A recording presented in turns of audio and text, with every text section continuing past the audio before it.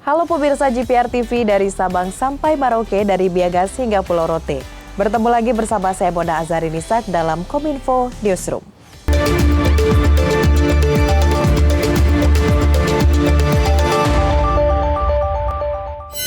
Pemirsa, mengawali informasi pertama dalam rangka kunjungan kerja pada Kamis 13 Januari 2022. Presiden Joko Widodo diagendakan meninjau sejumlah fasilitas bandara untuk MotoGP 2022 hingga kawasan UMKM. Pada Kamis 13 Januari 2022, Presiden Joko Widodo meninjau jalur dan fasilitas pendukung di Mandalika jelang gelaran balap MotoGP. Presiden bersama rombongan terbatas lepas landas melalui pangkalan TNI Angkatan Udara Halim Perdana Kusuma, Jakarta dengan menggunakan pesawat Kepresidenan Indonesia 1 sekitar pukul 7 waktu Indonesia Barat. Setibanya di Bandara Internasional Lombok Zainuddin Abdul Majid, Kabupaten Lombok Tengah, Presiden diagendakan untuk meninjau sejumlah fasilitas bandara yang akan digunakan oleh para peserta dan penonton MotoGP 2022. Kemudian meninjau kesiapan jalur bypass menuju kawasan ekonomi khusus Mandalika dan sejumlah fasilitas pendukung yang ada di Kek Mandalika. Nanti pada saat penyelenggaraan MotoGP semuanya terisi penuh sekali lagi, dan ini akan memberikan dampak ekonomi terhadap masyarakat di sekitar kawasan ekonomi khusus pariwisata Mandalika. Dan tadi saya sudah mengecek satu persatu dari homestay yang telah dikerjakan oleh Kementerian PU, dan nanti kita lihat bulan Maret apakah ini terisi atau tidak. Menurut saya insya Allah terisi semuanya. Pemirsa, tidak hanya Presiden, mantan Panglima TNI Marsikal Purnawirawan sekaligus Komandan Lapangan Hadi Cahyanto turut meninjau kesiapan event internasional MotoGP. Ia memastikan seluruh kesiapan baik infrastruktur maupun sarana untuk penonton dapat berjalan maksimal. Persiapan MotoGP Mandalika 2022 yang digelar di Lombok, Nusa Tenggara Barat pada 18 sampai dengan 20 Maret 2022 terus disempurnakan. Dalam keterangan pers usai memastikan kesiapan pelaksanaan event internasional MotoGP pada Senin 10 Januari 2022. Mantan Panglima TNI Marsikal Purnawirawan Hadi Cahyanto sekaligus Komandan Lapangan MotoGP Mandalika menyatakan bahwa persiapan pelaksanaan event MotoGP akan dipersiapkan maksimal. Mulai dari pembenahan sirkuit, mendukung masuknya penonton ke Lombok, hingga frekuensi penerbangan dari sejumlah kota menuju Lombok pun akan ditambah.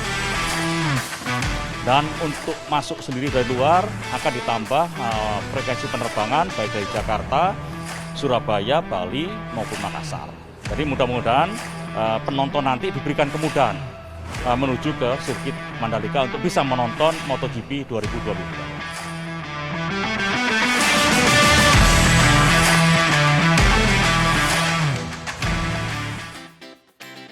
Informasi selanjutnya, Ketua Dewan Perwakilan Rakyat Puan Maharani mengatakan rancangan Undang-Undang Tindak Pidana Kekerasan Seksual atau RUU TPKS akan disahkan menjadi RUU Inisiatif DPR pada pekan depan. Dengan adanya peningkatan kasus kekerasan seksual akhir-akhir ini, RUU TPKS menjadi kebutuhan hukum nasional yang perlu dibahas dan diterapkan DPR bersama pemerintah. Ketua DPR Puan Maharani menyebutkan bahwa rancangan Undang-Undang Tindak Kekerasan Seksual akan disahkan menjadi RUU Inisiatif DPR pada pekan depan. Selanjutnya akan dibahas bersama dengan pemerintah. Hal tersebut disampaikan Puan Maharani dalam rapat paripurna Selasa 11 Januari 2022. Dengan meningkatnya berbagai kasus kekerasan seksual akhir-akhir ini, maka RUU TPKS telah menjadi kebutuhan hukum nasional yang perlu segera dibahas dan ditetapkan oleh DPR RI bersama-sama dengan pemerintah. DPR RI mengapresiasi sikap Presiden yang juga memandang bahwa kehadiran RUU TPKS sudah sangat diperlukan untuk perlindungan terhadap korban kekerasan seksual, khususnya perempuan.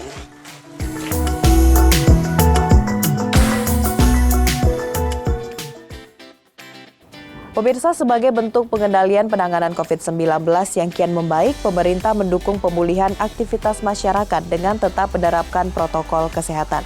Hal ini disampaikan langsung oleh Jubir Satgas Penanganan COVID-19, Wiku Adhisa Smito, melalui keterangan pers secara virtual pada Selasa 11 Januari 2022.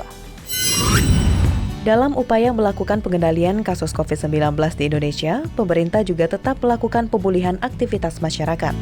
Hal tersebut dapat dilihat dari upaya dan persiapan beberapa acara besar. Kegiatan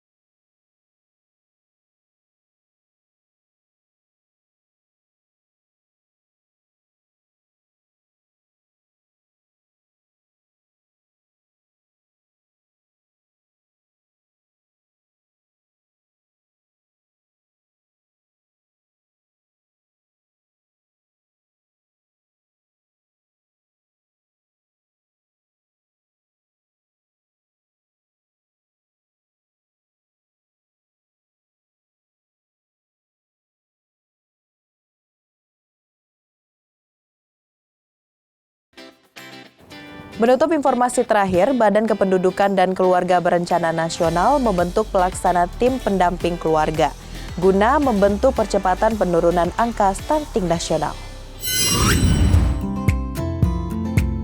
Sebagai upaya percepatan penurunan stunting di Indonesia sebesar 14% di tahun 2024, Badan Kependudukan dan Keluarga Berencana Nasional (BKKBN) sebagai pelaksana percepatan penurunan angka stunting nasional memastikan intervensi-intervensi yang dilakukan untuk penurunan stunting tersebut tepat sasaran. Salah satunya dengan intervensi sensitif melalui pembentukan tim pendamping keluarga. Langkah ini dilakukan sebagai strategi penurunan angka stunting di wilayah setempat. Kami memang BKBN membuat pendamping keluarga yang terdiri dari bidan, kemudian ada PKK, kemudian ada penyuluh KB. Nah, kenapa 3 orang ini? Karena ini sangat mewakili. Jadi kalau PKK itu mewakili unsur pemerintah, karena PKK itu istrinya penguasa, yaitu istrinya desa, kepala desa. Sedangkan bidan mewakili profesi, dia bisa melakukan banyak hal termasuk imunisasi. Ya, kemudian juga dalam hal ini penyuluh KB yang memberikan KIE. Itulah ragam informasi yang telah kami kemas untuk Anda. Dapatkan update berita pilihan setiap harinya di kanal GPR TV atau melalui sosial media gprtv.id. Saya Boda Azadiri Sak pamit, sampai jumpa.